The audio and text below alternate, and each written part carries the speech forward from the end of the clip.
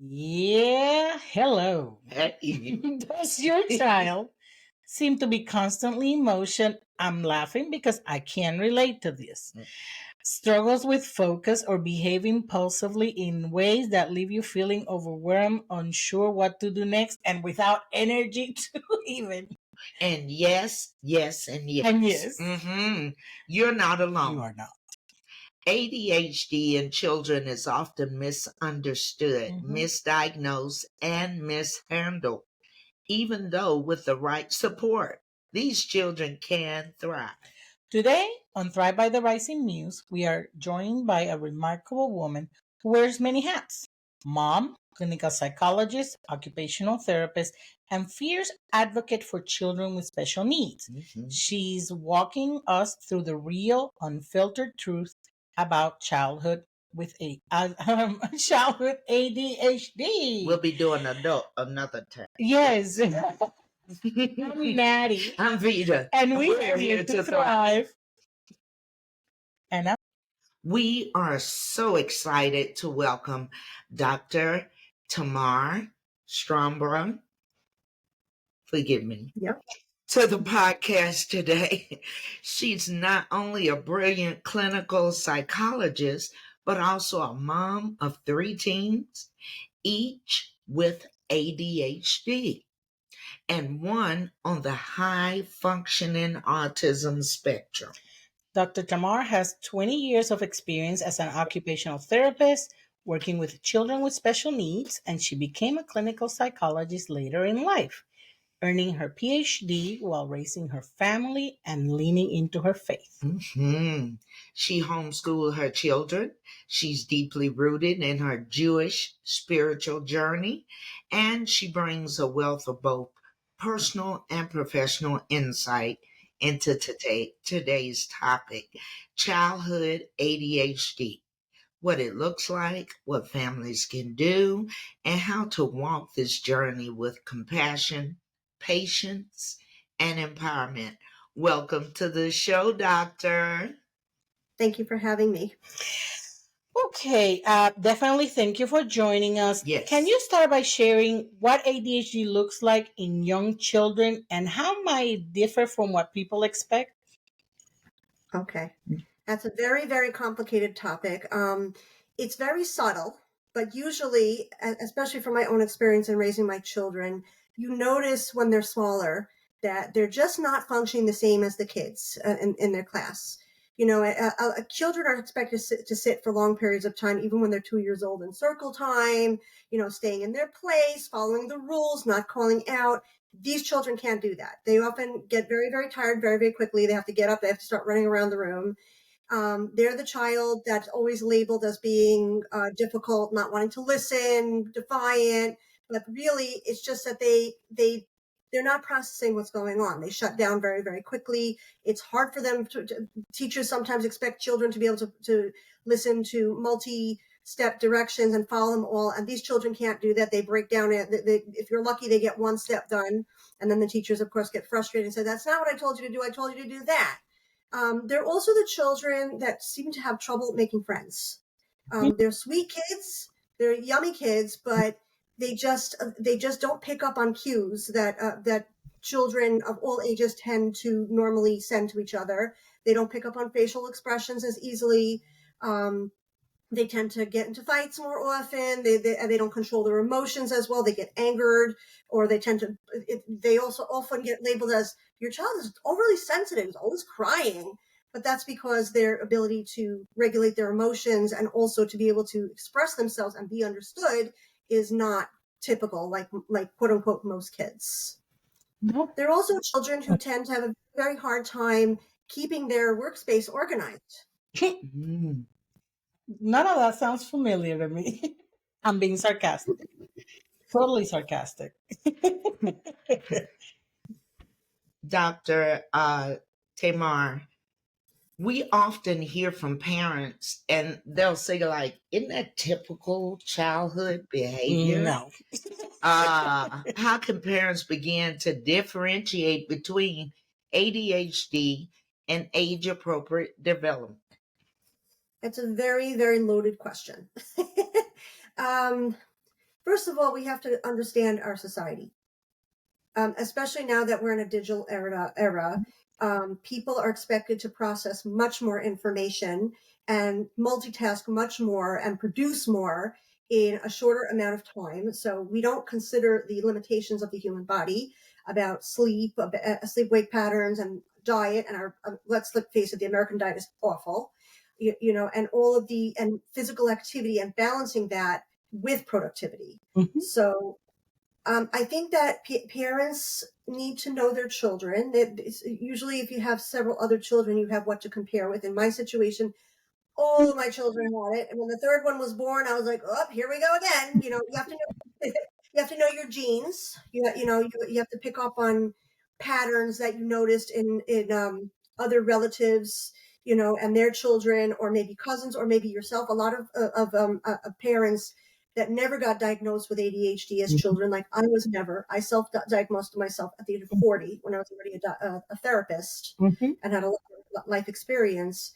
Um, now that we know more about it, parents need to really, really look at the clues of what's going on in their children's development.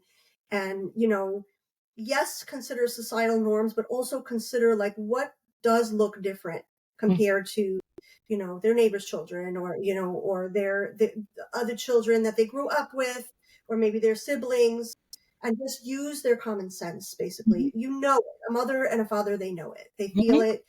And oftentimes they're often the parents that families don't want them to come over so often because they don't the families are trying to be polite, and they don't want to say to them like, don't come over here, your kid made a mess in my house last time and it took me hours to clean it up. But to pick up on those kind of things. They actually did that to my son. He's 37 now, but he was banned from everybody's house at our church. They said we Wow. have things that we like and he tears them up. So we love you, but no. Mhm. And he was banned from everybody's house. Well, and we had there's a 4-year-old here, Mm-hmm. and we went to music class. Mm-hmm. Yeah. He was like 2.5, but the class was for toddlers, and all the kids were engaged. He was running the whole time, Mm-hmm. like zoom, zoom, zoom, zoom, and then he loves story time, and he was able to sit through story time probably until he was 2.5. After that, all the kids still, they get up and they move. He just wanted to run, Mhm. run, run, run. And I mean, he loves the librarian and they love him, but he can't be still. And like I told you yesterday, we went to the library just because they usually have toys and stuff. And I was like, well, I got some work to do. You can go play with the toys, and I will be working, because I'm right there in front of them. By the third time the librarian said, "Is that your kid?" It was time to go. It Oh was my time to go. goodness. Because he was doing things that he was not. He took his shoes off and put them on a table. He was bouncing on stuff. Yeah, and by the third time, somebody, is that your kid? It's time to go. And then I took him to a park to just Mm-hmm. burn his energy. Yeah, so yeah, I called you. I said, by the time that librarian comes, like three different people, not the same one. Is that your kid? I got you. It's time to go. So you've parented 3 kids with Mm-hmm. ADHD. God bless Yeah. you. Mm-hmm. What were some of those early signs that you noticed in your kids, and how that experience has shaped your work? Well, in retrospect, I Mhm. kind of knew early on, but I just was a new mom and I was in denial. But I stayed home for the first year after I had my twins, Mhm. just because they were very small and they were born small, and I was a new mom and I didn't really trust anyone with them, and with good reason. So I started to notice that like their motor milestones were coming in late. They spoke late. They were not processing information like at a certain age, like around 6 months or so. You expect the children to like be able to like make to understand very, very simple commands, and they just weren't getting it. And also once they learned how to crawl, oh my goodness, they destroyed everything in sight. They couldn't sit still. And we were living in a teeny tiny little apartment. And I remember going to visit a local rabbi. He was a spiritual advisor where we were living in Passaic, New Jersey at the time. And I don't know why he did this, but he had an office that had like all these wires and things on the floor. And the babies were maybe 9 months old. And we didn't have anyone to watch them. And we were asking him questions about the kids, but also stuff that was going on in our family situation. And they were all over the place. And he didn't know what to say. He looked at us. He was like, OMG. I don't know how you guys do it. You know, you know what I mean? I understand. It's Yep. Wait a minute. So, new mom, twins, and ADHD? Yes. Okay. Yes. Wow. Yep. Mhm. And once they started going to daycare, because I went back to work a year after they were born in a school for children with special needs in New Jersey. Okay. It was very hard to be able to keep them in daycare, especially my son who is on the spectrum, who, by the way, is almost turning 18, and he's the sweetest, yummiest, most self-controlled kid you would imagine, but back then not. You know, and he got kicked out of a daycare because he bit another kid because he didn't have the social skills and the impulse control to know how to deal with the kid by talking to the kid. And like allowing me to explain to the teacher, like if you work with him in such and such way, you can avoid the problem if you notice the signs early on. Now, he's not. This is not. Go. Yeah. So we had a lot of problems keeping kids in daycares. Yeah. Mine got kicked out too. Yes, he did, for biting. Yes, he did. He was never diagnosed with ADHD, now that I think about it, has he? Mm-mm. Okay. Well, there you go. Well, now I'm proud of it because you know what? My kid was too good for your place. You're too Absolutely. It's sad. Especially because ADHD or no ADHD, kids biting, it's normal. Yes, it is. I think that kids do bite, but my son also was like very language delayed, and language delay is common in a lot of kids nowadays, not just kids with ADHD. So sometimes maybe the reason why he's frustrated is because no one's sitting and giving him a chance to like calm down when he's upset, or giving him a chance to maybe explain what's going on. You know, people don't notice warning signs. They only notice once the thing happens. But if you notice the warning signs, you can prevent problems. Yeah, it's a little embarrassing when you're working at the daycare that your kids go to, and the director comes in and say, he bit another child. Doctor, there's a lot of misinformation out there. And what are some of the biggest myths about ADHD in children that you like to debunk? Oh, so many. First of all, that ADHD can't learn how to be appropriate. That's one. Number two, that ADHD are not as intelligent, capable, or creative as children who are not diagnosed with ADHD. That children with ADHD are organized, but they're not creative, and they're not going to amount to. And that children with ADHD caring and have emotions and have self-control. Those are my top. Okay. Yeah. I mean, are they confusing some other Autism? Because autism is not that they don't have feelings, but I know that expressing them might be more complicated. So are people confabulating autism with ADHD when they think that ADHD kids can express emotion? Well, first of all, I think autism is being overdiagnosed. Okay. It's also not really.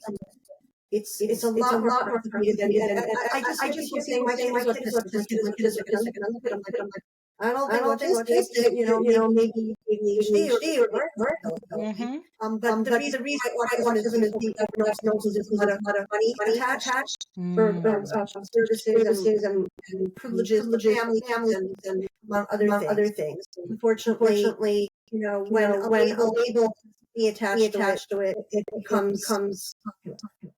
Got it. Yeah. But I think children with autism, and they can learn to understand faces different Right. from what people think.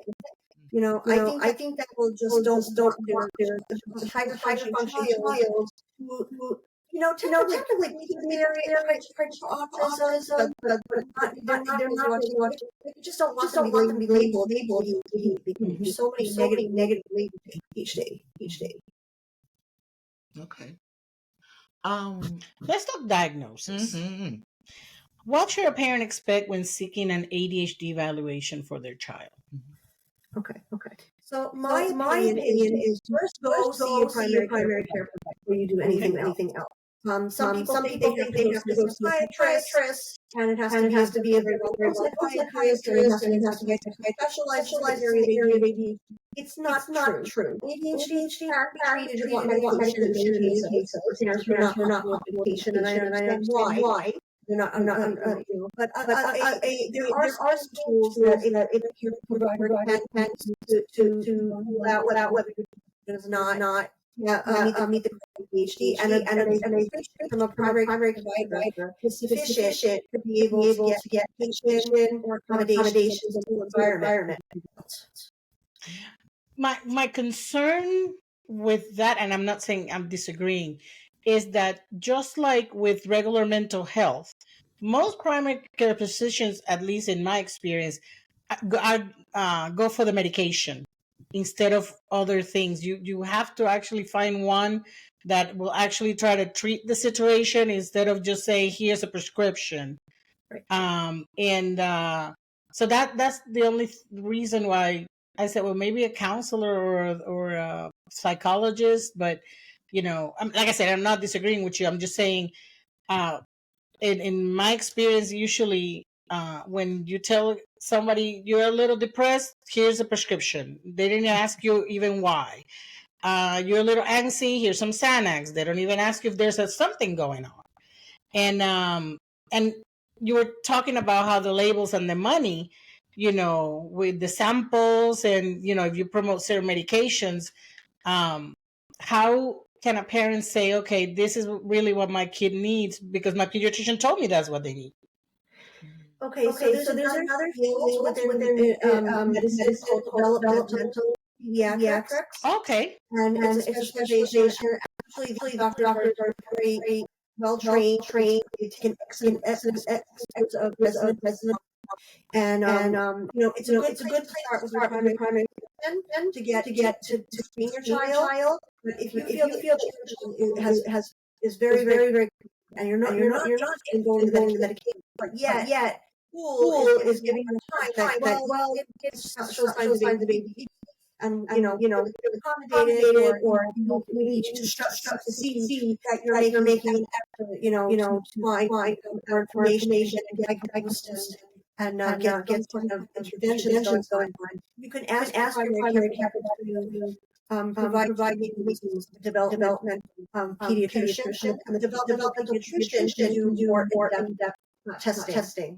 Okay, that sounds good. I like that. Which is a route that I actually take that route.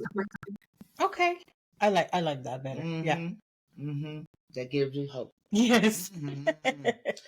Doctor, how do the co-occurring conditions like anxiety and sensory issues or autism interact with ADHD children? What should parents watch out for? Oh my goodness, it's such a big question. Let me define what these things are.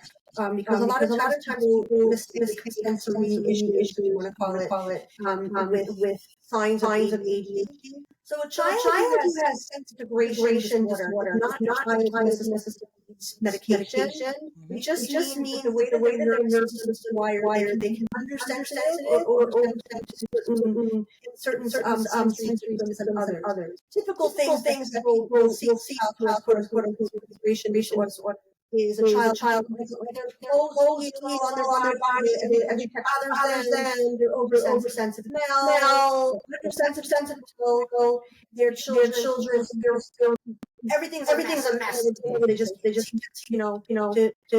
to organize and create from chaos. Their children who have poor balance a lot and poor management, but they function well in other areas. And medication. Know that medication is necessarily going to be something that you do occupational therapy with them, and the occupational therapy usually now the focus in occupational therapy is working on integrating primitive access through specialist nurses, and a lot of these were preemies. So they respond well, kind of like those kind of treatments that are non-medical. Children with ADHD mimic a lot of those things, a lot of those symptoms talking about.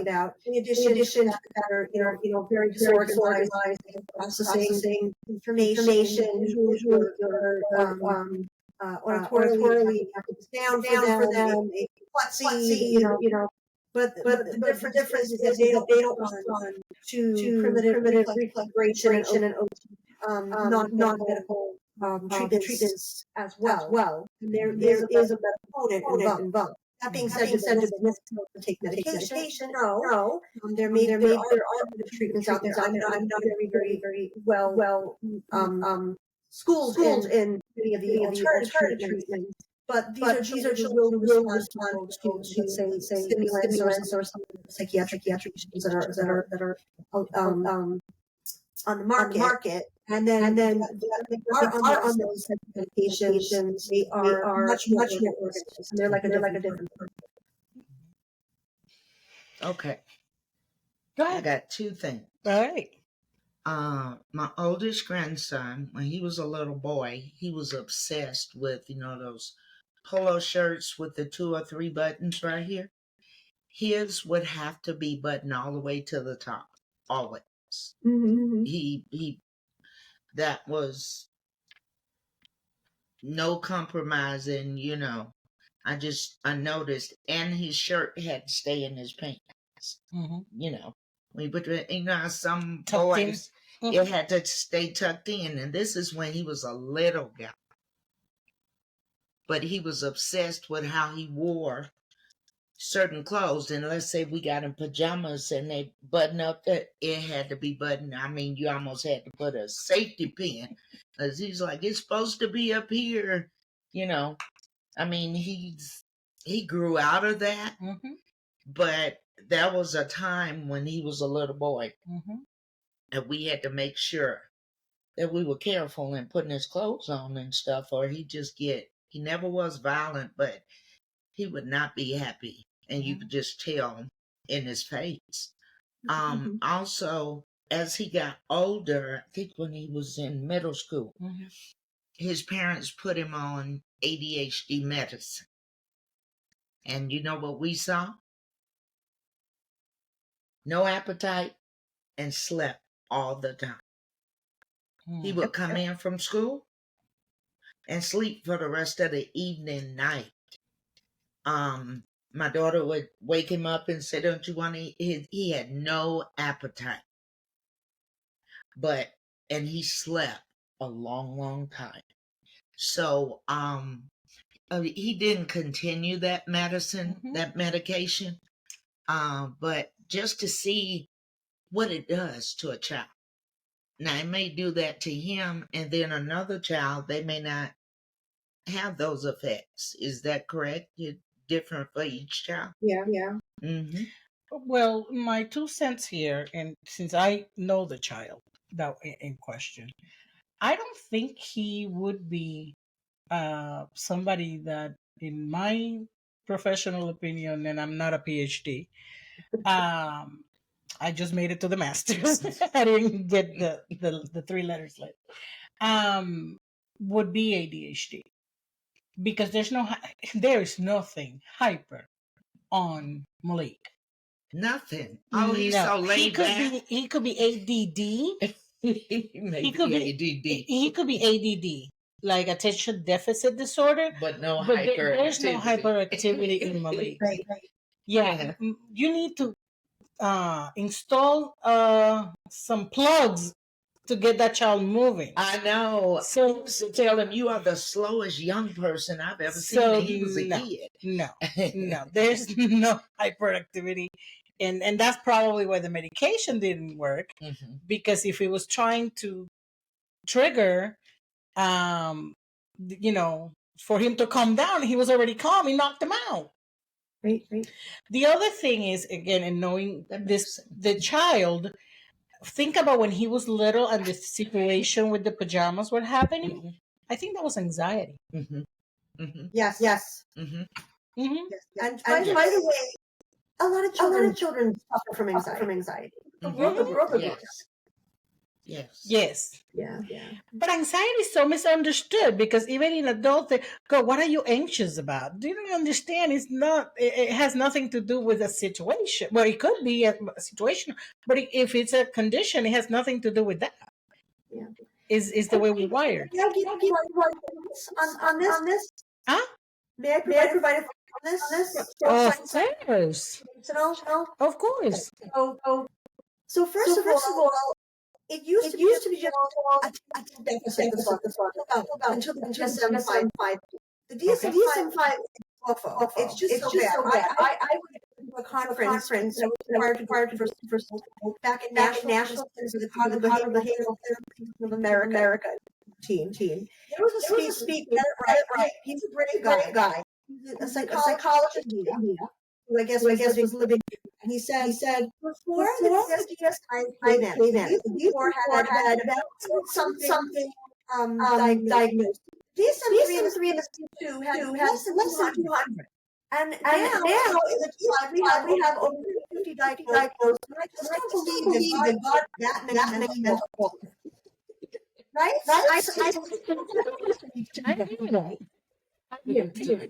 And what they did was instead of having it called attention deficit disorder, they just called it attention deficit disorder, ADHD, and then they put three components. One with an attention, one with hyper, and then one with combined type.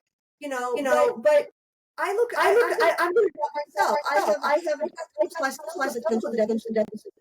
When I became, I was in diagnosed disorders. Back and I remember feeling a lot of anxiety as a teenager, and I had this really stuff because my mind kept wandering. I always felt dumb in the other classes because everybody else would get this time they'd be having about all the material in their head because I had 2 or 3 times reading the material. But yet I was able to coursework and do the tests. Mm-hmm.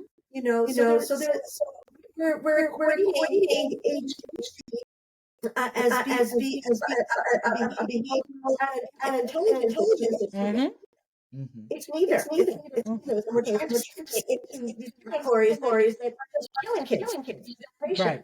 Well, children are being garbage in school. Mhm. That's how you put the breakfast in some of the schools that I used to work in. They get chocolate milk. They get very carby, and And 600 grams of sugar. crap, basically. They give That word is allowed. it's as bad as I'm gonna get. I moved to Pollyanna.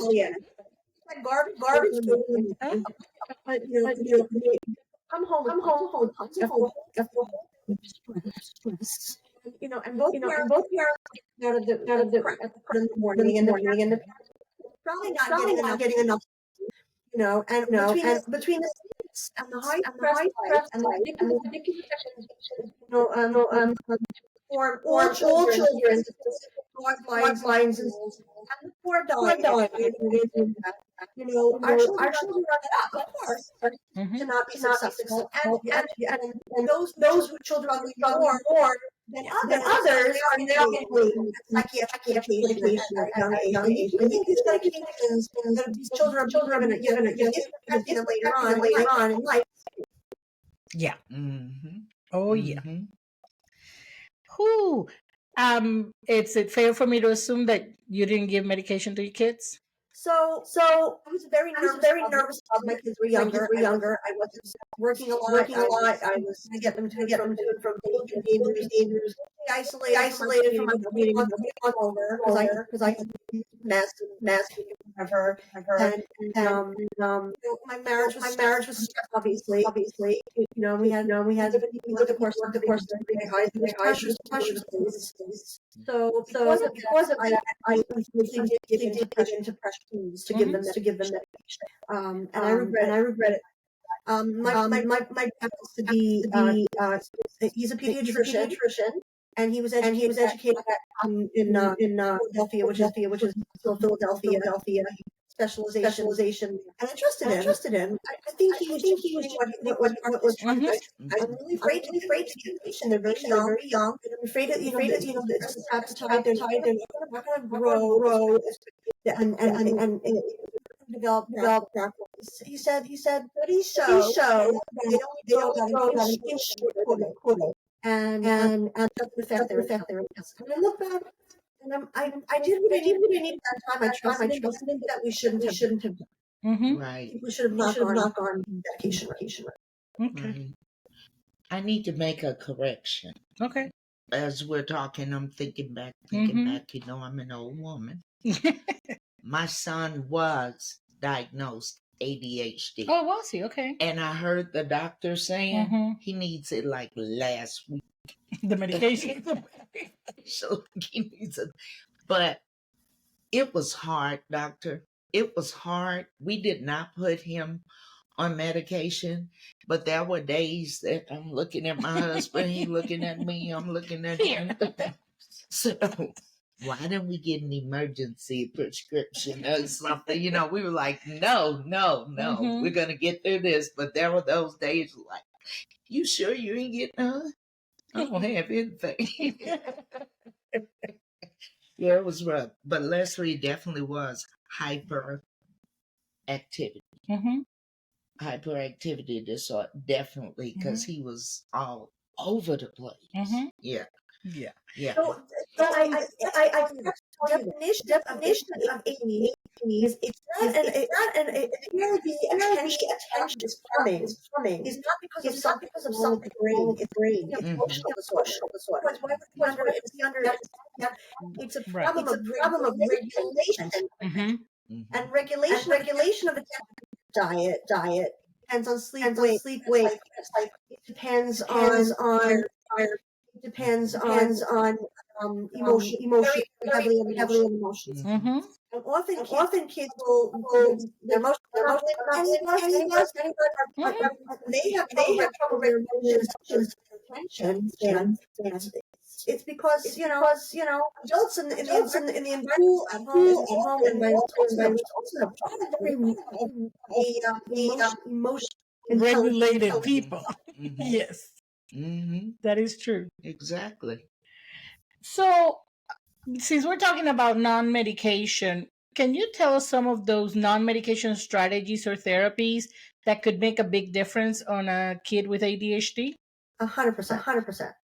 So the first basics: proper diet, healthy protein, moderate fat, healthy low carbohydrate, no sugar. Making sure that the child is getting proper number of calories, and proper food,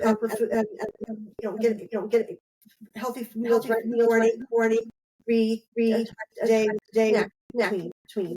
And we can sit here and debate for hours about diet and how close we are to getting to that part of it. Another children need about sleep at night, and they need to sleep, which means that the phone is flashing lights away a minute, hours before it's Mm. now parents are going to be but 3 hours before, because if they have the phones, they've still the closer and they have the phone to their eyes, it's very difficult for the Mm. and exercise at least 1 hour a day done all involving sports and involving aerobics. Incorporating yoga are ways to. So if you don't have a diet and exercise plan, and you don't, they don't have supports of the day, you're already saying a failure. Mm-hmm. So that's part. Alternative are exercise. Which means gymnastics is an example. Ice skating is where you gross body movement, using your muscles and energy out of your muscles.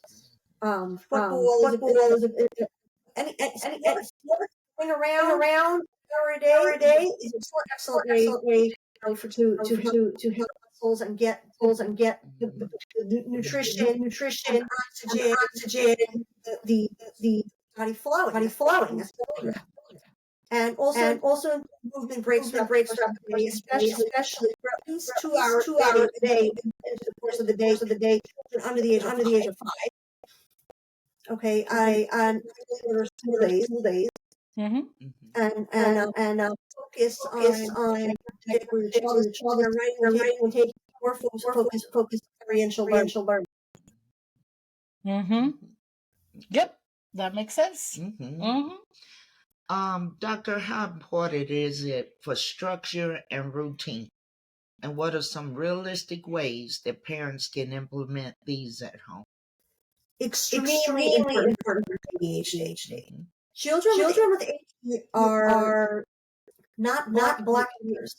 Mm-hmm. What I mean by that. It's not. Right. They experience most people I've met with ADHD. There are exceptions, most people with ADHD are very emotional. They feel emotions very deep, more so than the Mm-hmm. so they're very deep and deep practices. If you want to create a structure in their life, compensate a little bit for their to be free floaters. It's important for them to learn how to have a book and time built in tasks each day, have regularity, predictability. Obviously things like that come up that we're not going to be able to. More children, ADHD and adults also structure and continue it of their life, especially the home in the home along with each other. Don't fight. Parents that let them express, stomp on their feelings, validate them, and parents do have to show children with sensitivity. Parents that are at a certain time of the go to sleep, at a certain time get up, and so that the children get out of the house and go exercise and so involve the kids in that to them, not just parents. If the kid is not working, you're pushing sports. You're going to make them angry. They're going to be involved in it. It's not going to. So all of these things are very important for kids with ADHD. And one other thing to include is children with ADHD training how to deal with emotions. And adults should be in that as well. Diet therapy, fantastic modality, very popular now. I encourage parents and attend groups to learn skills and in person so they can learn stand emotions and relate and let other people to indicate their thoughts without stopping them.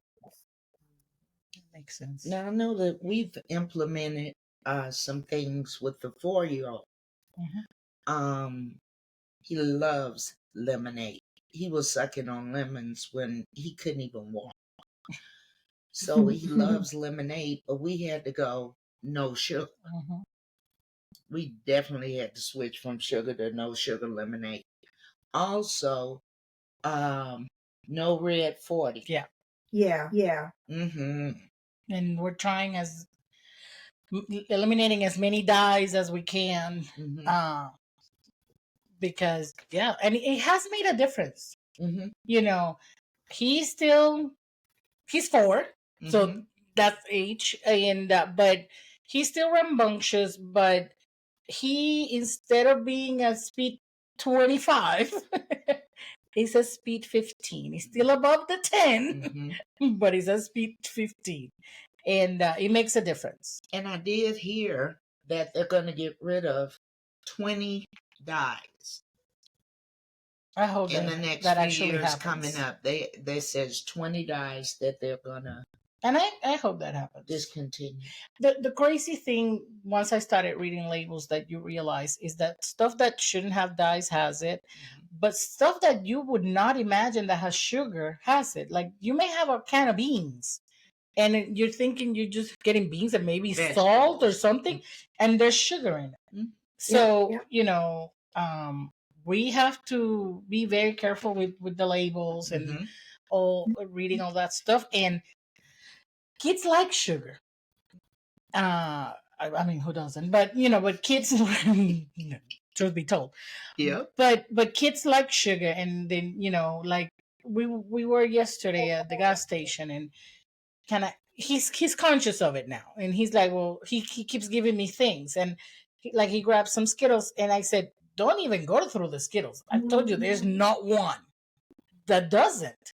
And he's like, and he used to love Skittles, but I had to decide, I felt bad for him, or will I feel bad for me once I give him that bag of Skittles? So no, we didn't go there. But we had to go, and he's not a chocolate kid. So, because sometimes chocolate they don't have those dyes. They have sugar, but you can actually find something. So we couldn't find anything. He had to just get juice. So that's why he was so happy when he saw you today, because we have one candy that we found that has not too much sugar and doesn't have dyes, and we bought like 20 boxes of it because it's the only one. And when she came over today, she gave it. He's so excited, poor little. Yes, we found a candy that didn't have red 40 in it. Yeah. And it's something that simple that makes him so happy. Right. But we know, okay, you're not getting red 40, so you hey. But he's very happy. We found that you don't have it at every store that we go to. So when I found it, I bought it in bulk. And he doesn't get it every day. Because he hadn't gotten a box, I know, in a couple of weeks. Yeah. Yeah, but I gave him one today. He was like, yay, thank you, Mama, thank you. Yeah. Homeschooling with ADHD. What is that like? And any parents who are probably saying, my kid's not receiving what they need in school, maybe I want to try homeschooling, what would you say to them? Me? No. I would have to say, because you can tell them not to.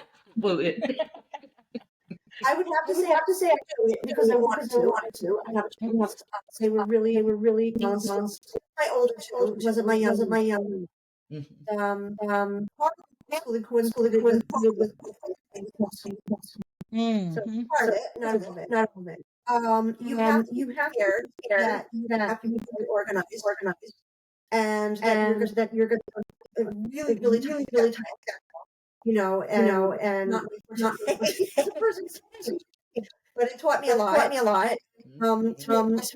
Also to make a lot of for oriental, not just from the book. So when I did it with for the homework in my area, during beginning about once a week to get our children together. Arts and crafts, or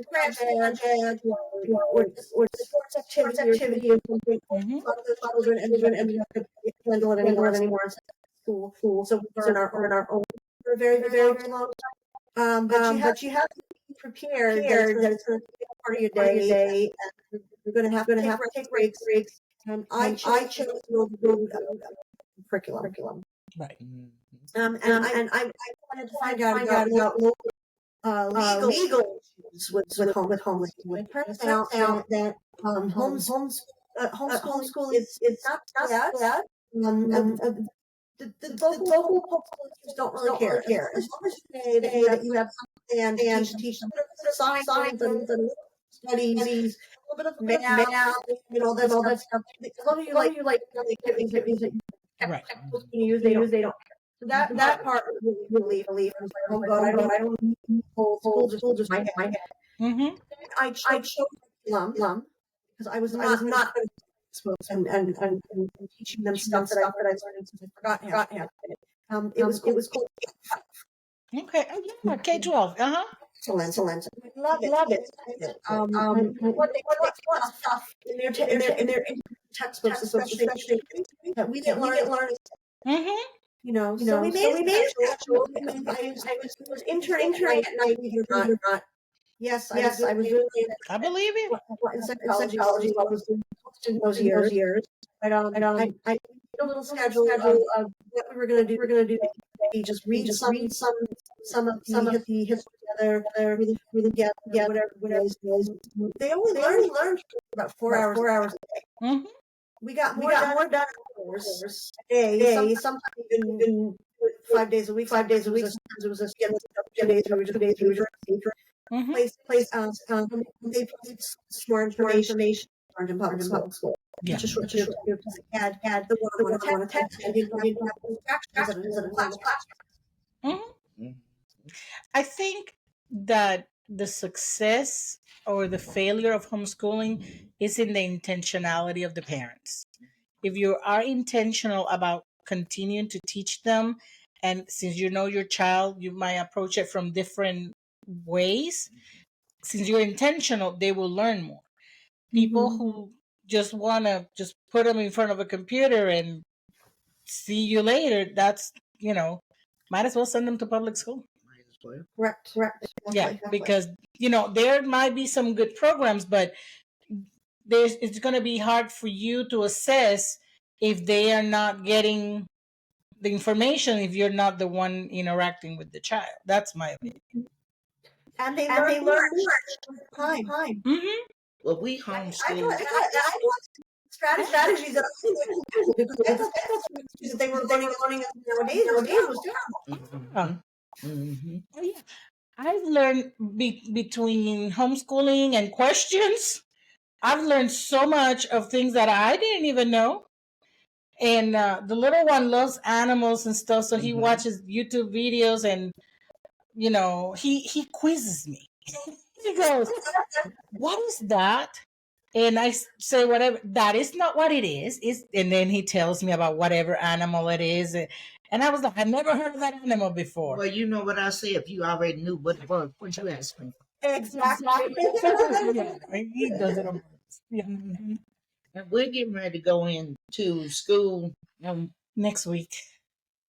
on Monday. Wow. You guys starting?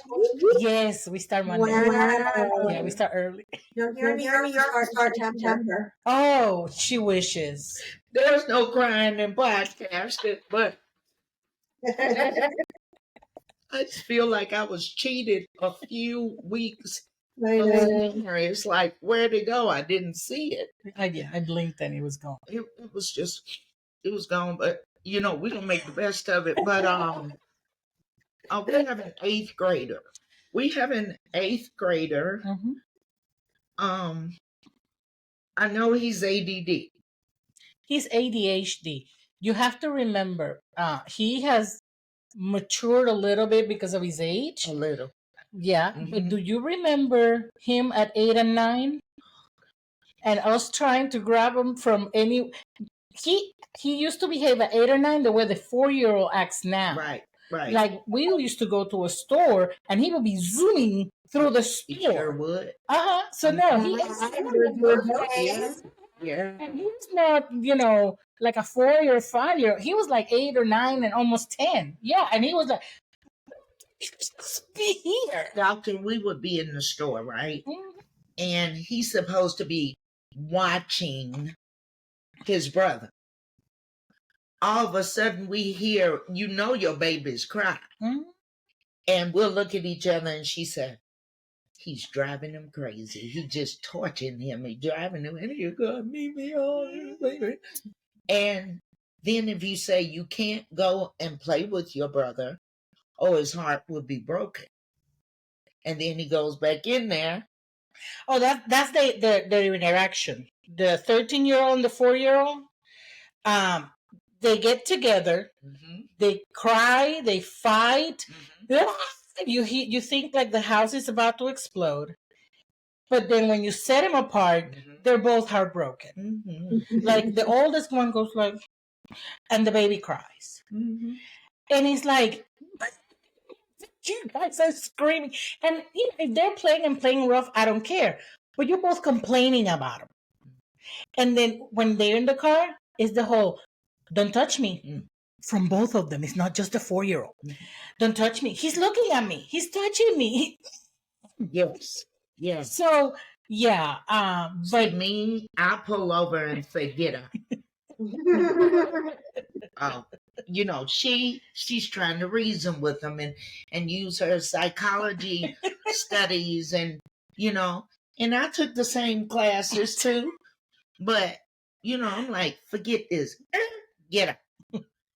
Maybe if you walk for a while, think about it, get back in the car. No, the last time we was like, okay, you're gonna stay here and go to bed, and you're gonna go, and that's what it was. Once they crying with me because I wanted to play with him. You're not playing, you're fighting. And the other one left my room like this. Like, you were saying leave me alone 10 seconds ago.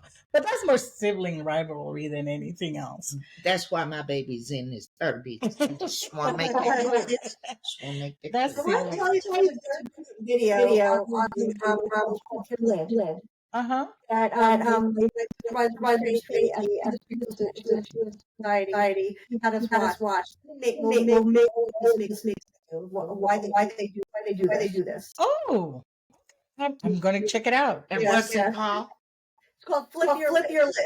Anxiety management. We have to watch. Definitely, we need all the help we can get. Little part of your brain, bottom of your head. It's like little eyes inside your brain, but yet The amygdala. You're in danger. You're not really in danger. Shuts and people when Okay. Oh wait. Yay. Look. We are so thankful that we had you to come today and talk to parents. I know I was enlightened. I know I am. Definitely. There are some parents out there that's like, oh my God, I don't know what to do. Yeah. Oh my God. And then they actually think they're terrible parents. It's like I'm not. But no, it takes a village. Whether your child has ADD, ADHD, LMNOP, it doesn't matter. You need help. Right. Yeah. We all need help. Definitely. Yeah, and one of the things in terms of the village, and I honestly can say there's no better parent than the one that doesn't have kids. Sometimes you're out in the world and you see a kid acting out, and you look at the parents like they don't discipline them. You don't know what's going on. You don't know if the kid has a condition or whatever, because with mental and behavioral issues, you don't see it. It's not you physically, the kid looks absolutely no signs. And I don't like the word normal because there's no such thing. Correct. Thank you. Right. So, but there's no signs of mental health physically. So, people need to be a little bit more empathic when you see kids around, because it could be behavioral, lack of discipline, but it may not. And you don't know the situation, you don't know what's going on. If you can help somehow, then ask permission and help. But If not, don't judge the parents because you don't know. And then raising kids today is different than when I was raised. Yeah. I was born in 63. You could beat your children in the grocery store back then, well, and you ain't go to jail. You know what I'm saying? yeah, but the thing is, and I'm glad you brought that up, you cannot beat the ADHD out of a child. No. Think about, I'm saying this because how many children back then had ADHD and their moms and dads tried to beat it out of them, Yeah. you know? Mm-hmm. But it's so different today. Mm-hmm. You know, it's so different. Your mind has to be more open, and you have to be willing to read. Like I said, when you know better, you do better. Yeah, learn better. I think there's also awareness that everybody has a story. You know, and we don't really step into parts of each other. You know, and because of that, we have to learn judgment, and I think we know from what we don't, and I think part of an experience now that call it like the mind. Mm-hmm. There's a lot of being mindful and doing mind exercises. In fact, people are interested. I discovered class and what mindfulness-based instruction that's being given online by a named Dr. PALOSSE. It's an 8-week charge able to get and recommendation. It has free training and really walks where they choose something judge and thinking being in the moment, bring another perspective, and they teach you to choose that over the course of the week. So it's free and something that has worked amazing people. Well, if somebody who's listening to us wants to contact you and they're in the New York area, how can they get a hold of you? They can email. Mm-hmm. Do you want me to email? Yes. Okay, so my email is R and then my last name PRANBRAND at gmail.com. Okay. Or they can call my number is 212-8533. Thank you so much. I know we're going to be talking about adult ADHD in a future episode. Yes, ma'am. But thank you for being with us today. This has been a very enlightening conversation. Definitely. Thank you, Doctor. It's a pleasure. You're both amazing. That your children are very lucky. Thank you. And yours as well. Yes. Yes. Absolutely. Thank you. Okay. And to our listeners, thank you for joining us on Thrive by the Rising Muse. If today's conversation resonated with you or you know someone raising a child with ADHD, please share this episode. Remember to follow us on social media. We are at The Rising Muse on our platform. Don't forget, we're trying to get to 1,000 subscribers on YouTube. Yes. And remember, if you're experiencing a mental health crisis, please dial 988. If a loved one or someone you know is experiencing a mental health crisis, dial 911 or take them to the nearest emergency room. If you believe that you're in a domestic violence relationship or just need someone to talk to, call 800-799-7233 or text 88788. Please make sure you're in a safe place when you do this outreach. Excuse me, 88788. It's 3 8s on the end. Oh, okay. That's okay. All righty. It takes two of us. Okay. Yes, it does. You are not alone. Healing and thriving is possible. And we're so grateful to walk that journey with you. So until next time, don't forget to thrive. Have a blessed day. Bye-bye.